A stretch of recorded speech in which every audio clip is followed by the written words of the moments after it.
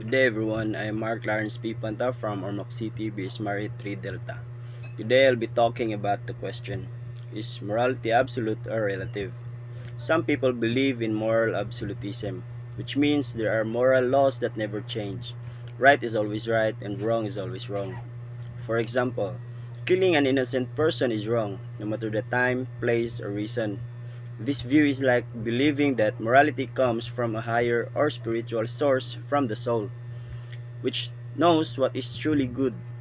On the other hand, moral relativism says that what's right or wrong depends on culture, situation, or personal belief. People may act based on the needs of the body, influenced by emotion, desire, or survival. What one society sees as moral, another might see as wrong. For instance, some cultures view arranged marriage as moral while others see it as unfair. Now, I believe that morality is both absolute and relative. The soul represents the absolute, the unchanging moral truths like respect for life, love, and honesty. But the body represents the relative side, how we apply those truths in our human situations.